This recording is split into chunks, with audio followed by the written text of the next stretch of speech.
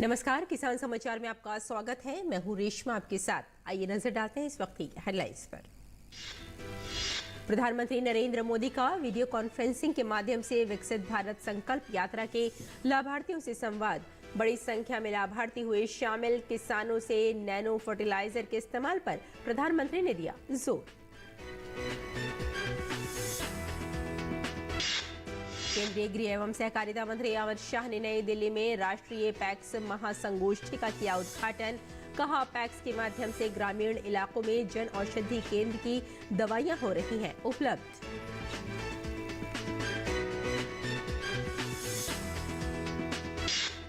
बेंगलुरु में आयोजित 3 दिवसीय श्री अन्न एवं जैविक अंतर्राष्ट्रीय व्यापार मेले का समापन। मुख्य अतिथि अर्जुन मुंडा ने कहा, प्रधानमंत्री ने मिलेट्स को श्री अन्न का दिया नाम और इसे पहुंचाया देश के साथ वैश्विक स्तर पर। कहा, वैश्विक खाद्य पोषण सुरक्षा के मामले में श्री अन्न अदा कर रहा है महत्वपूर्ण भूमिका। दिल्ली एनसीआर समेत पूरे उत्तर भारत में शीतलहर का कहर जारी। राष्ट्रीय राजधानी क्षेत्र दिल्ली और कई राज्यों के लिए ठंड का ऑरेंज अलर्ट जारी। रात में और सुबह के समय घना कोहरा छाया रहने का भी अनुमान। अगले कुछ दिन तक तमिलनाडु, आंध्र प्रदेश, केरल और लक्षद्वीप के कुछ इलाकों में वर्षा का अनुमान। और अब खबरों पर नजर डालते हैं विस्तार से। प्रधानमंत्री नरेंद्र मोदी ने वीडियो कॉन्फ्रेंसिंग के माध्यम से विकसित भारत संकल्प यात्रा के लाभार्थियों से संवाद किया। देश भर से विकसित भारत संकल्प यात्रा के हजारों लाभार्थी इस आयोजन में शामिल हुए। अनेक केंद्रीय मंत्री, सांसद, विधायक और स्थानीय स्तर के प्रतिनिधिगण भी इस आयोजन में शामिल हुए। विकसित भारत संकल्प यात्रा देश भर में निकाली जा रही है, जिसका उद्देश्य सरकार की प्रमुख योजनाओं में परिपूर्णता हासिल करना है और इसके तहत ये सुनिश्चित किया जाएगा कि इन योजनाओं का लाभ सभी लक्षित लाभार्थियों तक समयबद्ध तरीके से पहुंचे। जी, आपको और सभी दीदियों को भी मेरा नमस्कार। और 2024 का साल शुरू हो चुका है। आप सबको मेरी बहुत बहुत शुभकामनाएं हैं। जरा भूमिका जी, मैं आपके बारे में जानना चाहूंगा, आपके बारे में बताइए। जी सर, मेरा नाम भूमिका भुआरे है। मैं ग्राम भानबेड़ा, तहसील भानु प्रतापपुर, जिला कांकेर, छत्तीसगढ़ के रहने वाली हूँ। आप करती क्या हैं? परिवार में कौन है? आपका काम क्या है, बताइए ना। मेरे परिवार में, मेरे अलावा मेरे परिवार में मेरे माँ, पापा और मेरा एक भाई है जो कृषि मजदूरी और पढ़ाई करते हैं। हमारे गांव में कुल 29 समूह हैं और हमारे घर में हमको वंधन का लाभ मिला है, उज्ज्वला गैस का लाभ मिला है, नल जल जीवन का लाभ मिला है, शौचालय का लाभ मिला है, मनरेगा कार्ड का लाभ मिला है, राशन कार्ड का लाभ मिला है, किसान सम्मान निधि का भी लाभ मिला है, बोनस का भी लाभ मिला है। अच्छा, आपको इतनी सारी योजनाओं का पता है, नाम बोल रही हो आप जी। और बहुत अच्छे ढंग से बता रही हो, तो इन सारी चीजों का पता कैसे चला आपको? और ये सब चीजें प्राप्त करने में कोई तकलीफ तो नहीं हुई? नहीं सर, तकलीफ नहीं हुई सर। इसका पता कैसे चला? इन सारी योजनाओं का पता कैसे चला आपको? घर में मम्मी पापा बताते हैं सर। अच्छा भूमिका जी, आपसे बात करने का मौका मिला और इतने सारी माताओं बहनों को दर्शन का भी सौभाग्य मिला। मुझे इस बात का बहुत संतोष है कि बिना किसी तकलीफ के आपको अनेक योजनाओं का लाभ मिला है। हमारी सरकार आदिवासी क्षेत्रों में रहने वाले हमारे भाई बहनों के विकास के लिए कटिबद्ध हैं। आप जैसे जागरूक नागरिकों की वजह से वनधन केंद्र अच्छे परिणाम दे रहे हैं। जी। और आपको तो पता होगा कि हमारे यहाँ आदिवासी समाज में भी जो बहुत बहुत पीछे रहे हुए लोग हैं और उनको एक विशिष्ट रूप से गिना गया है। चलिए, मुझे भूमिका जी बात करके बहुत अच्छा लगा। प्रधानमंत्री ने किसानों से नैनो फर्टिलाइजर के इस्तेमाल पर जोर दिया। लेकिन ये बात आपके इलाके के सभी किसानों से मैं प्रार्थना करता हूं और देश भर के किसान जो मुझे सुन रहे हैं उन सबको मैं हाथ जोड़ के प्रार्थना करता हूं कि मेहरबानी करके दोनों मत डालिए और हो सके अगर नैनो मिल जाता है तो नैनो से ही चला लीजिए। वो पहले एक बोरा भरा फर्टिलाइजर डालते थे, एक छोटी बोतल का नैनो अब काम कर देता है। ये बहुत बड़ा काम हुआ है हमारे देश में और हमारे किसानों ने उसका फायदा लेना चाहिए, लेकिन डबल कर दिया तो फिर ये हमारी धरती माता, उसका सांस बचेगा ही नहीं, हमारा कोई काम की नहीं रहेगी। ये माता से हमें कुछ नहीं मिलेगा बाद में। अच्छा मोदी जी, जब सरकार सबका साथ सबका विकास की भावना से काम करती है तो आप देख रहे हैं कि कैसे योजनाएं आखिरी व्यक्ति तक पहुंचती हैं, गरीब से गरीब तक पहुंचती हैं, खेत खलिहान तक पहुंचती हैं और सबको लाभ होता है। और मेरी तो कोशिश है कि चलो इसमें भी कोई रह गया है तो मोदी की गारंटी वाली गाड़ी भगाओ भाई, जहां भी है लोगों के पास जाओ। और मैं सबके सरकार के लोगों को गांव-गांव भेज रहा हूं। इसी के तहत ये विकास यात्रा वाली गाड़ी आपके पास पहुंची है। मुझे खुशी है कि आप लोगों ने एग्री इन्फ्रा फंड के माध्यम से इतना बड़ा काम किया है। ये न सिर्फ पैक्स की आर्थिक क्षमता को बढ़ाएगा बल्कि किसानों का भी लाभ पहुंचाएगा। हमारी सरकार पैक्स के लिए, विकास के लिए हर संभव कार्य कर रही है। केंद्र सरकार द्वारा पूरे कोऑपरेटिव क्षेत्र को बल देने के लिए हमने बिल्कुल कोऑपरेटिव का नया मंत्रालय बनाया, नई नीतियां बनाई और पैक्स के द्वारा अब जगह जगह नई स्टोरेज फैसिलिटी भी तैयार करने का काम शुरू किया है।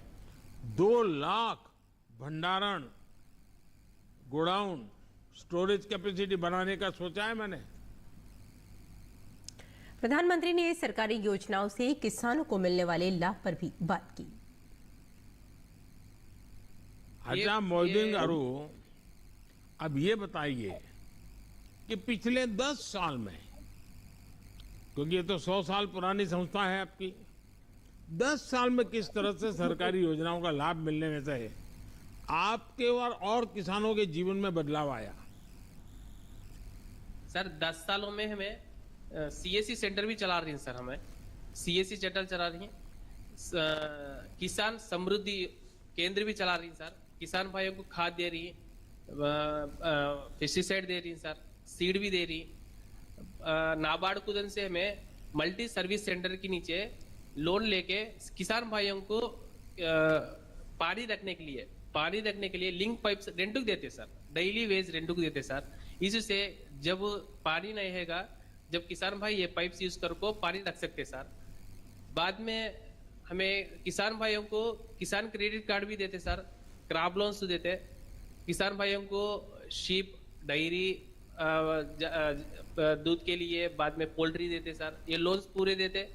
लैंड डेवलपमेंट लोन्स भी देते सर किसान भाइयों को, ट्रैक्टर वगैरह लोन्स पूरे किसान भाइयों को हमें देते सर। आगे बढ़ते हैं। केंद्रीय गृह और सहकारिता मंत्री अमित शाह ने विज्ञान भवन में राष्ट्रीय पैक्स मेगा सम्मेलन का उद्घाटन किया। केंद्रीय गृह और सहकारिता मंत्री सम्मेलन को संबोधित करते हुए उन्होंने कहा कि जन औषधि केंद्र ज्यादातर शहरी क्षेत्रों में स्थित थे। इसका फायदा शहरों के गरीबों को ही मिलता था, लेकिन पैक्स के माध्यम से आज ग्रामीण क्षेत्र के लोगों को भी ये सस्ती दवाइयां उपलब्ध होने जा रही हैं।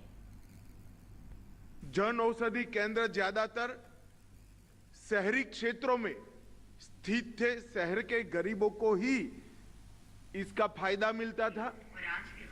अपने स्वास्थ्य लाभ के लिए 100 रुपये के बनाम 10 रुपये से लेकर 30 रुपये तक सस्ती दवाई मिलती थी।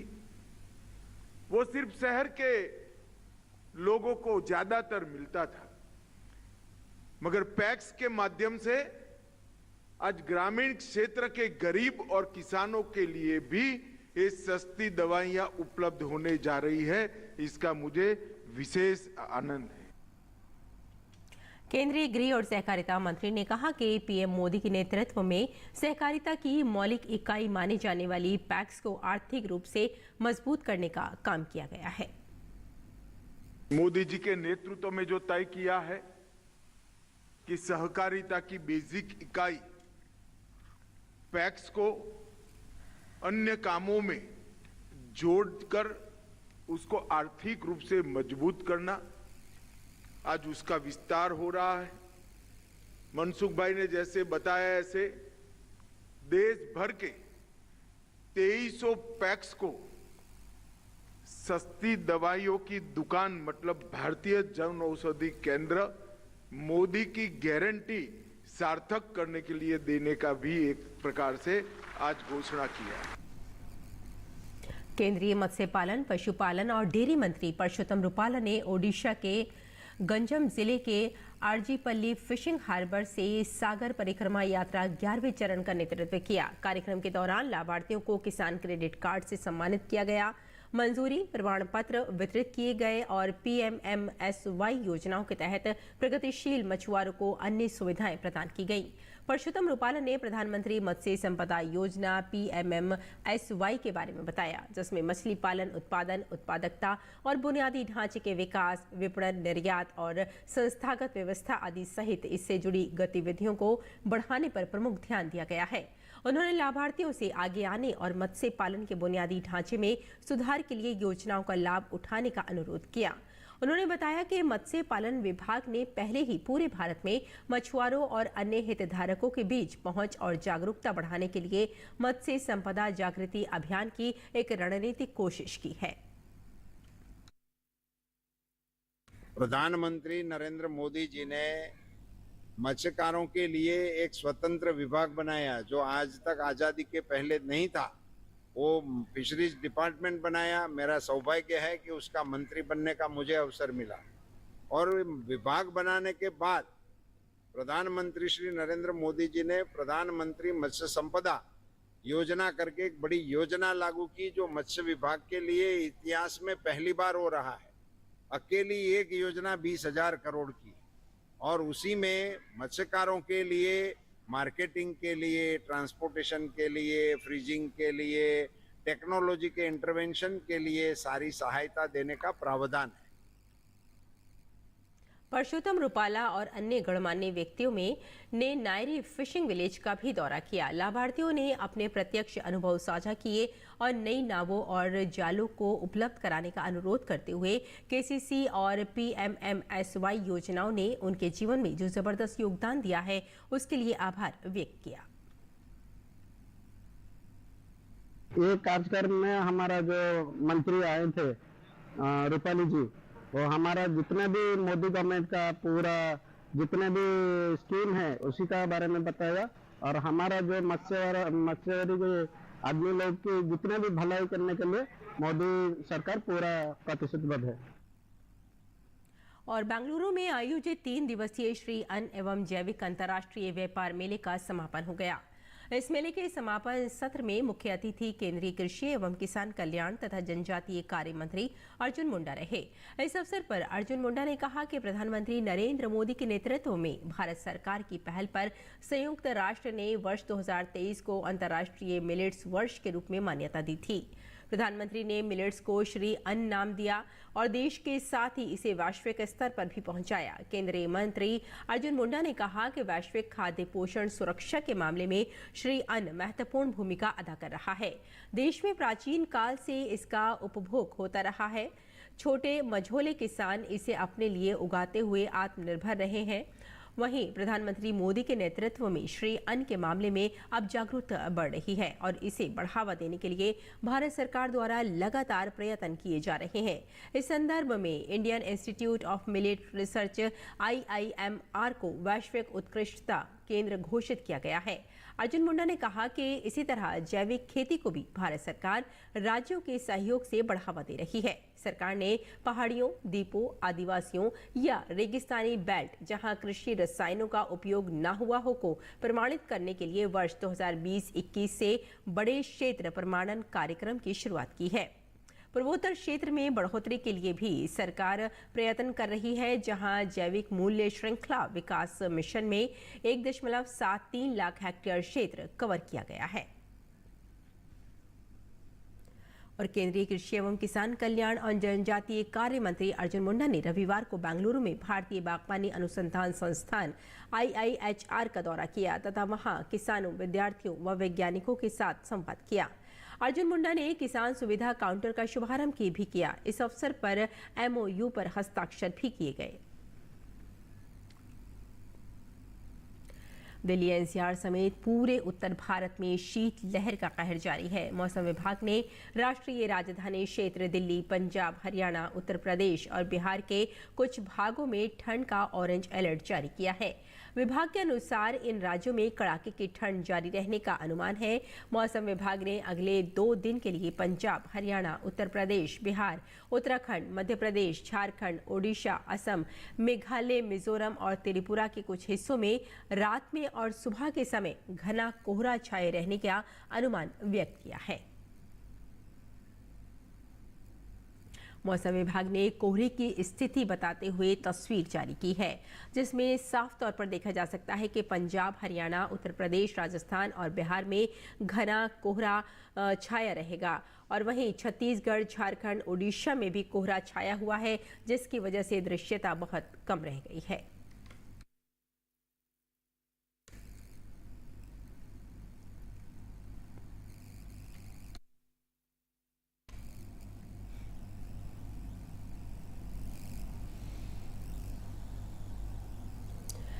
दिल्ली में शीतलहर को देखते हुए 5वीं कक्षा तक के सभी स्कूल 12 जनवरी तक बंद रहने के निर्देश दिए गए हैं।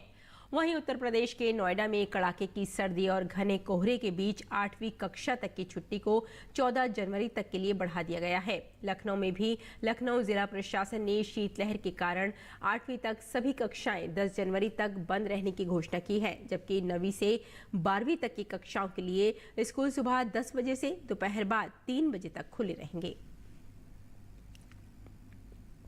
मौसम विभाग ने अगले कुछ दिन तक तमिलनाडु, आंध्र प्रदेश, केरल और लक्षद्वीप के कुछ इलाकों में वर्षा का अनुमान जताया है। मौसम विभाग ने बंगाल की खाड़ी से उत्पन्न चक्रवाती परिसंचरण के कारण तमिलनाडु के उत्तरी तटीय क्षेत्रों के कई जिलों में भारी से बहुत भारी वर्षा होने की संभावना जताई है। तमिलनाडु के तिरुवरूर, मलयाल, थूथुराई और साथ में तिरुवन्नामलाई और विल्लुपुरम, कुडालोर, बेल्लोर, रानीपेट, अरियालूर, कल्लाकुरुची और चेंगलपट्टू और पुदुचेरी तथा क्राइकल क्षेत्रों में जिला प्रशासन ने आज शिक्षण संस्थानों की छुट्टी घोषित कर दी है। वहीं मछुआरों को समुद्र में नहीं जाने की सलाह दी गई है। देश भर में विकसित भारत संकल्प यात्रा सफलतापूर्वक जारी है। विकसित भारत संकल्प यात्रा झारखंड में गढ़वा अंतर्गत इंडई प्रखंड और लवाही पंचायत में पहुंची, जहां परंपरागत तरीके से मोदी जी की गारंटी वाली गाड़ी का स्वागत किया गया। गढ़वा जिले के डंडई प्रखंड के करके और लवाही पंचायत में महिलाओं ने आरती और पुष्प वर्षा से विकसित भारत संकल्प यात्रा रथ का स्वागत किया। मोदी जी की गारंटी वाली गाड़ी के माध्यम से उपस्थित लोगों ने केंद्र प्रायोजित योजनाओं की जानकारी प्राप्त की, साथ ही साल 2047 तक विकसित राष्ट्र बनाने का संकल्प लिया। आत्मनिर्भर और विकसित राष्ट्र बनाने के सपने को साकार करेंगे। मेरी कहानी मेरी जुबानी के तहत रेहाना खातून ने जहां शौचालय मिलने से जीवन में आए बदलाव की चर्चा की, वहीं ममता कश्यप ने नल जल योजना से जीवन में आए बदलाव की कहानी सुनाई और केंद्र प्रायोजित योजनाओं को वरदान बताया। अब घर में शौचालय हो गया है तो घर में ही यूज करते हैं, बाहर जाने की कोई जरूरत नहीं है। इसलिए मैं प्रधानमंत्री जी को धन्यवाद देती हूँ। आप प्रधानमंत्री जी की मदद से हम लोग के घर पे ही नल का व्यवस्था कर दिया गया है। जहाँ हम लोग खाना बनाते हैं वहीं पास नल लगा हुआ है। स्थानीय महिला इंदु देवी ने उज्ज्वला योजना के फायदे बताए तो पूजा कुमारी ने पीएम गरीब कल्याण अन्न योजना से मिल रहे मुफ्त राशन को बड़ा सहारा बताया। और गैस मिला तो हम लोग फिर से गैस से खाना वाना बनाते हैं। माननीय प्रधानमंत्री जी के अपेक्षा से हमारे घर का जो राशन कार्ड बना तो हमारे घर में 6 सदस्य के हिसाब से प्रति सदस्य 5 केजी के हिसाब से 30 केजी राशन मिलता है, जिससे हमारे घर का गुजारा भी अच्छा से चल जाता है। मैं माननीय आदरणीय प्रधानमंत्री नरेंद्र मोदी जी को भी धन्यवाद करती हूँ। इस इलाके में किसानों को भी केंद्र प्रायोजित विभिन्न योजनाओं का लाभ मिल रहा है, जिसकी बानगी विकसित भारत संकल्प यात्रा में भी दिखी। गिरधर प्रजापति ने केसीसी योजना को किसानों के लिए आर्थिक सशक्तिकरण का आधार बताया। खेती होने के बाद उसको पुनः मैं बैंक को लेन देन करते रहा, इससे हमको बहुत बड़ा सहूलियत मिल रहा है और हम लोग अच्छे ढंग से हैं। मौके पर प्रखंड विकास पदाधिकारी राहुल कुमार शानू ने बताया कि क्षेत्र में केंद्र प्रायोजित योजनाओं का लाभ समाज के अंतिम व्यक्ति तक पहुंचाने में विकसित भारत संकल्प यात्रा मददगार साबित हो रही है। केंद्र सरकार के द्वारा जो चलाई जा रही विकसित भारत संकल्प यात्रा, इसके तहत सरकार की जितनी भी जन कल्याणकारी योजनाएं हैं उसके बारे में विस्तृत जानकारी दी जा रही है और इसमें लोग इसे लोग सीख भी ले रहे हैं, फायदा भी उठा रहे हैं। जो वंचित हैं उनको भी जोड़ने का प्रयास किया जा रहा है। विकसित भारत संकल्प यात्रा रथ का तेज गति से आगे बढ़ता पहिया निश्चित रूप से जनमानस के विकास और कल्याण को गति प्रदान कर रहा है, जो आने वाले समय में मील का पत्थर साबित होगा। गढ़वा से विजेंद्र तिवारी के साथ मैं दिवाकर कुमार। और आइए अब जानते हैं कि किसान इस मौसम में कैसे रखें अपनी खेती का ख्याल।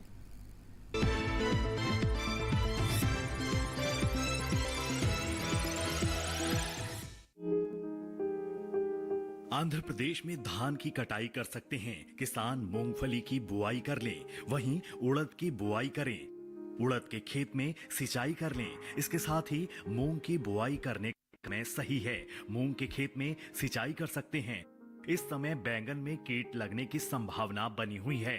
ऐसे में बैंगन में कीटों से बचाव के लिए कृषि विशेषज्ञों की सलाह से कीटनाशक का छिड़काव कर सकते हैं। आंध्र प्रदेश में मक्के की कटाई कर लें। किसान कपास की चुनाई करें। इसके अलावा कपास के खेत में पर्याप्त नमी बनाए रखें। यहाँ हल्दी की बुआई कर सकते हैं। इसके साथ ही गन्ने के खेत में सिंचाई करते रहें। कर्नाटक में गेहूं की बुआई करते रहें। यहीं ज्वार की बुआई करें। साथ ही चने की बुआई कर सकते हैं। अभी अरहर के खेत में सिंचाई कर लें। अरहर में कीट लगने की आशंका है। ऐसे में अरहर में कीटों से बचाव के लिए कृषि विशेषज्ञों की सलाह से कीटनाशक छिड़कें। किसान आम के बागों से खरपतवार निकाल सकते हैं। कर्नाटक में कपास की चुनाई करें। इसके साथ ही मूंगफली के खेत का उचित रख रखाव करें। वहीं सूरजमुखी की बुआई कर सकते हैं। किसान लाल मिर्च में कीटों से बचाव के लिए कीटनाशक डालें। इस समय अमरूद की तुड़ाई करें। अमरूद के बागों में सिंचाई करते रहें। कर्नाटक में गन्ने की कटाई कर लें।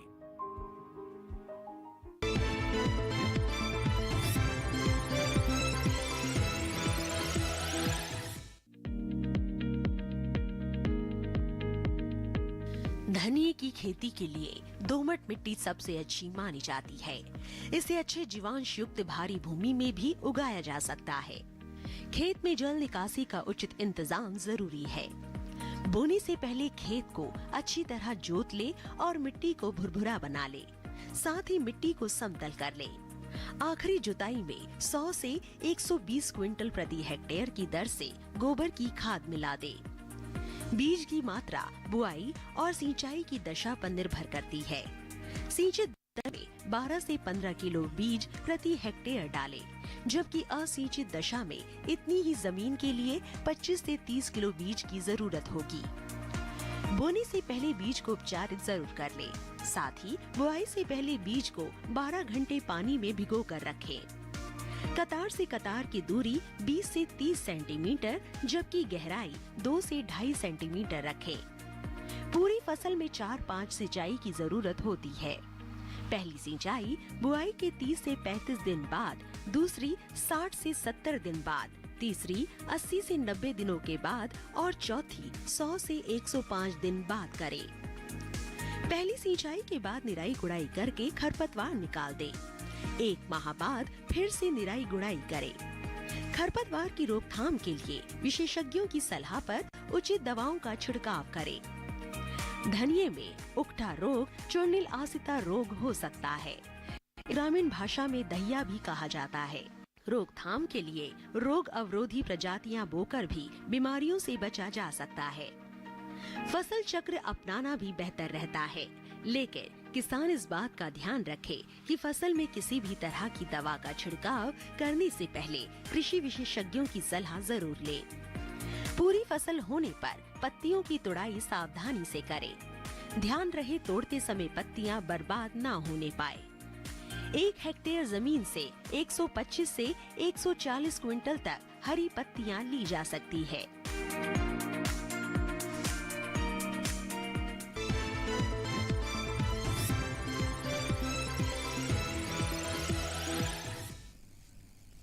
और खेती किसानी के साथ साथ आइए नजर डाल लेते हैं कुछ और महत्वपूर्ण खबरों पर। खास खबर में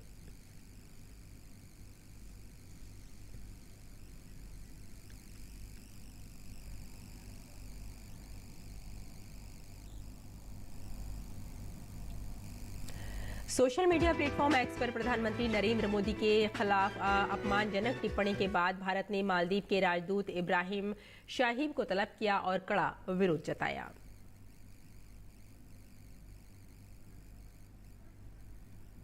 ईडी टीम पर हमले के मुख्य आरोपी टीएमसी नेता शेख शाहजहां को लेकर राज्यपाल सीवी आनंद बोस ने नाराजगी जताई है। शेख शाहजहां को गिरफ्तार करने में पुलिस की नाकामी पर राज्यपाल ने कहा कि पुलिस को लुका छिपी बंद कर देनी चाहिए।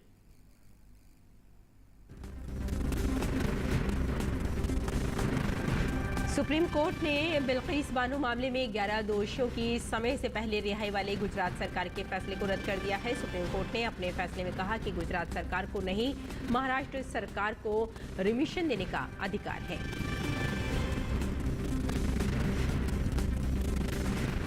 भारत और सऊदी अरब ने आपसी संबंधों को और मजबूत तथा हज यात्रियों की सुविधा को प्राथमिकता देते हुए द्विपक्षीय हज समझौते 2024 पर हस्ताक्षर किए हैं।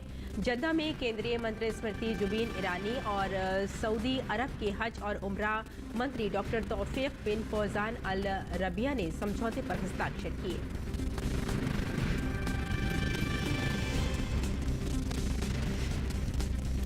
छत्तीसगढ़ के कांकेर जिले के पंखाजूर में पूर्व नगर पंचायत अध्यक्ष और बीजेपी नेता असीम राय की गोली मारकर हत्या कर दी गई। रविवार देर शाम करीब 8 बजे अज्ञात लोगों ने वारदात को अंजाम दिया। फायरिंग पंखाजूर के पुराने बाजार में हुई।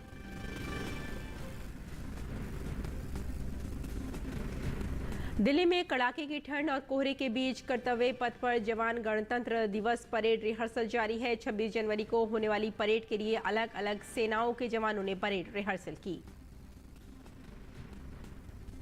गुजरात के मुख्यमंत्री भूपेंद्र पटेल ने गांधीनगर में एनसीसी साइकिल रैली को हरी झंडी दिखाई। ये रैली एनसीसी के 75 वर्ष पूरे होने के उपलक्ष्य में आयोजित की जा रही है और ये तमिलनाडु के कन्याकुमारी से दिल्ली तक की दूरी तय कर रही है। केंद्र सरकार ने साल 2023 में कर चोरी को रोकने के लिए सख्त कदम उठाए। इसी का असर है कि मई 2023 के मध्य में फर्जी पंजीकरण के खिलाफ विशेष अभियान शुरू होने के बाद 29,273 फर्जी कंपनियों के संदिग्ध इनपुट टैक्स क्रेडिट आईटीसी चोरी में शामिल होने का पता चला। दूरसंचार विभाग ने मशीन टू मशीन और वायरलेस पर्सनल एरिया नेटवर्क के साथ साथ वायरलेस लोकल एरिया नेटवर्क पंजीकरण को इन व्यवसायों से जुड़ी सभी संस्थाओं के लिए अनिवार्य कर दिया है।